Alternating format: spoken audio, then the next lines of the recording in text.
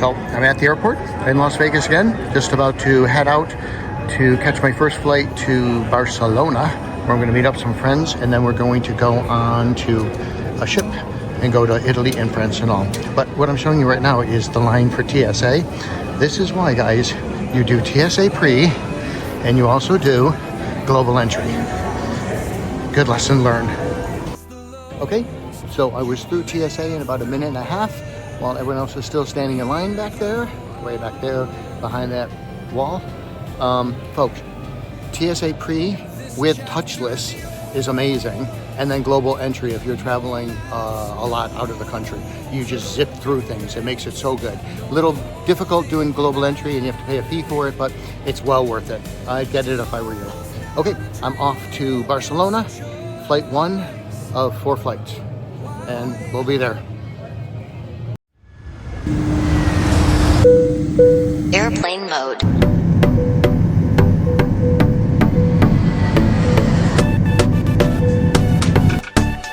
Arrived in Barcelona in the airport, and after a 5-hour flight from Las Vegas to Washington, and an 8-hour flight from Washington to Frankfurt, and a 2-hour flight from Frankfurt to Barcelona.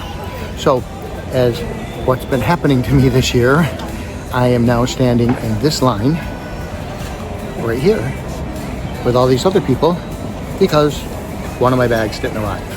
So that's the 3rd time this year. In Lima, when I was just there, my bag didn't arrive for the entire trip. And in Oslo, it arrived later on that day. And I'm assuming this one's coming in on the next flight. So I'm going to hang out at the airport for a couple hours because I want to make sure I get the bag because I need it for departure tomorrow. So again, got to kind of deal with the situation whenever it happens. And this is one of those situations. So I'm trying to have the attitude of when things go wrong and you're traveling solo, kind of just go with them. And as you can see, this baggage claim area behind me is huge. So instead of just sitting around and twiddling my thumbs, I'm going to go ahead and get my steps in for the day, make sure I get some good exercise. I'm learning as a solo traveler that things don't always go the way you want to. And you can get upset about them, you can get angry about them, or you can just say, okay, I'll work with it. I learned that in Lima when I was in the Amazon jungle without my luggage for a week. And now I'm learning it here. Like, okay, get some exercise in. I want to lose a few pounds before Christmas anyway. Good time to do it.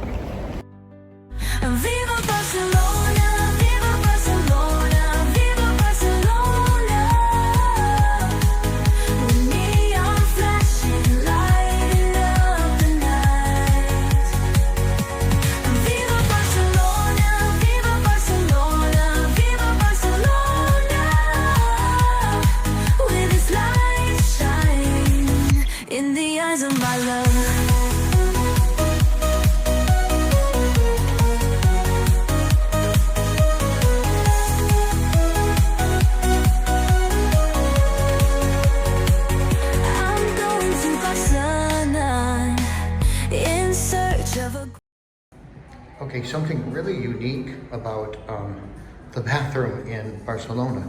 Like here are the urinals, and in America they're pretty low, but here, look at how high they come, like up to my waist. Just something kind of unique. I know girls, you probably don't realize this, but normally urinals are down low, not up high.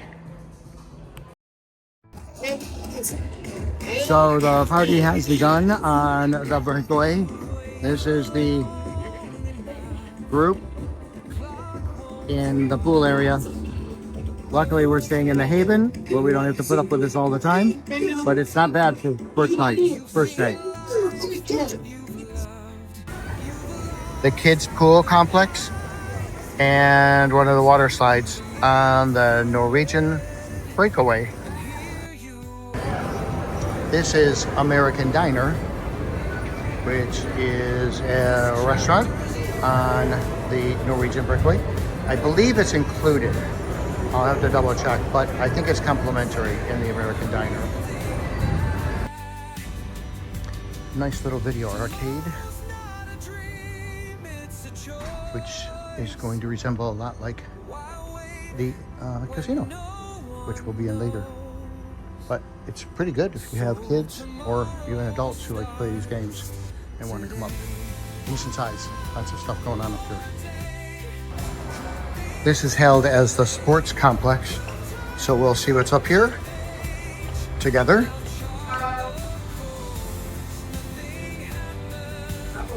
Some open space and the basketball courts and the outdoor adventure area. I'm not sure what you really call it, but on the last ship there was walk the plank where you actually walked out over the ocean, and it's kind of cool.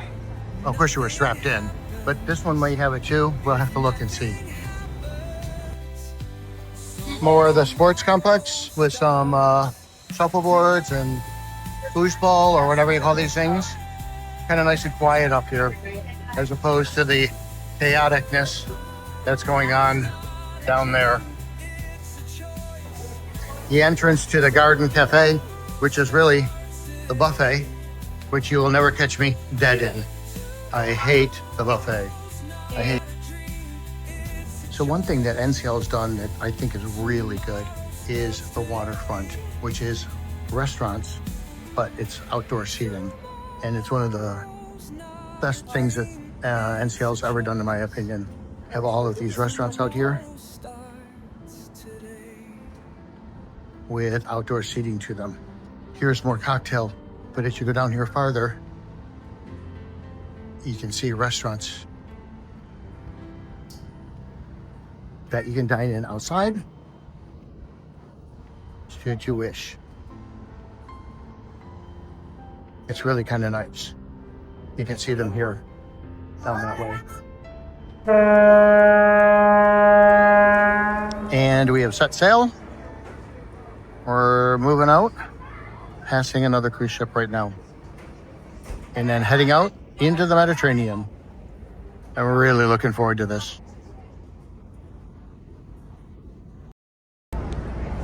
This is actually a picture of more of the waterfront, a restaurant, but it's a really cool reflection of the ship we're passing right now on our way out to the Mediterranean.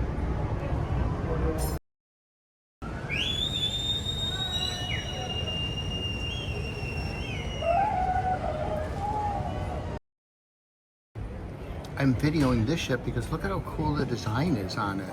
I've never seen anything like that. Whoops, it's getting in my window. Let me go down there. There we go. Look at that.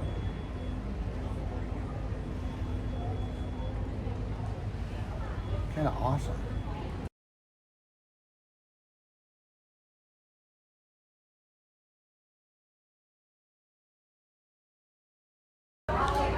Some interiors of the restaurants that we saw from the outside, the waterfront. This is La Cucina, the Italian restaurant on the inside.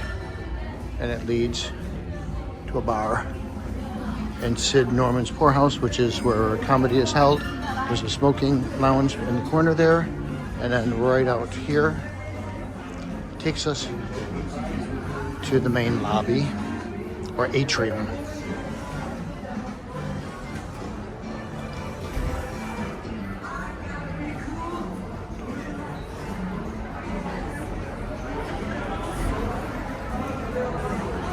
Which is up here and surrounded by more restaurants and bars, of course.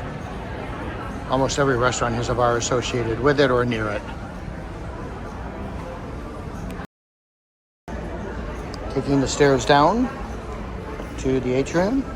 I'm trying to make sure I don't fall down them instead of just walking down them as I did in Machu Picchu.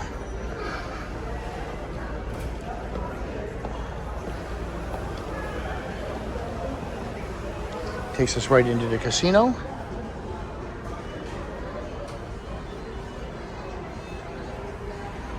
And the stairs going up. Bliss Lounge and Bliss Bar, located outside of the casino. Limited areas. smoking casino. Shanghai's Asian restaurant. Takes you right into one of the main dining rooms, also called an MDR, the Manhattan room. This is complimentary. This is Mix Bar, which is a center bar located right next to a couple of restaurants. Taste, which is complimentary, and Savor, which is also complimentary. And that takes us out to the art auction, which I advise you against ever purchasing stuff in. I've done it. I like the piece of art, but it's not worth it. Go for the free stuff. Teppanyaki is back there. I hate it. The food is okay. The noise is incredible, and it's not really one of my best places. But this place, Le Bistro, is my freaking favorite. Get the escargot, get the Moroccan lamb chops, and you're good to go. And it's right here in the middle of the atrium.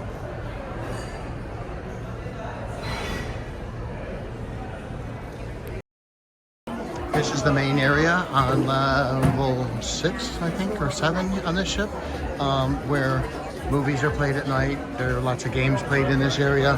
You can sit here and relax. There's a bar, of course. Shore excursions, cruising, onboard credit, all of the things that you need are all handled on this level in this area.